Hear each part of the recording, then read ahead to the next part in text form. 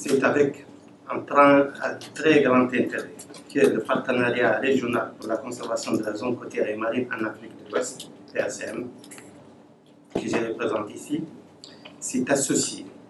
avec la Commission sous-régionale des pêches et le WWF pour organiser cet atelier d'échange sur l'avis rendu par le Tribunal international des droits de la mer relatif au cas numéro 21 soumis par la CSRD. Avec cette demande d'avis et à laquelle le tribunal a répondu favorablement,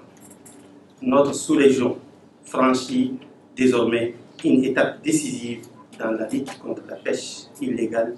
non déclarée et non réglementée, dite pêche INN. Cette pêche qui est d'ailleurs responsable d'un pillage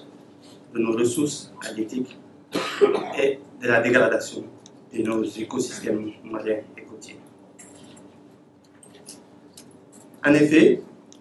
les conditions climatiques et écologiques exceptionnelles de notre zone côtière et marine favorisent la coexistence de faunes marines tempérées et tropicales qui font d'elles, ou qui ont fait d'elles déjà, l'une des zones les plus poissonneuses du monde. Cette richesse attire des navires de pêche industrielle, dont une partie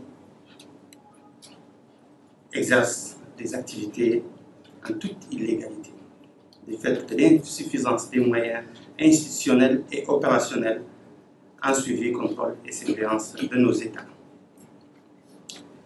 Les pertes représentées par la pêche illégale sont évaluées à près d'1 milliard de dollars américains par année pour la seule Afrique subsaharienne. La zone la plus affectée est la sous-région ouest-africaine, avec une moyenne de 40% des captures illégales. Face à cette situation, nos États, regroupés dans le cadre de la Commission sous-régionale des pêches, ne ménagent aucun effort pour mettre en place les moyens matériels nécessaires, ainsi que les outils juridiques et institutionnels appropriés pour combattre ce fléau combien dévastateur.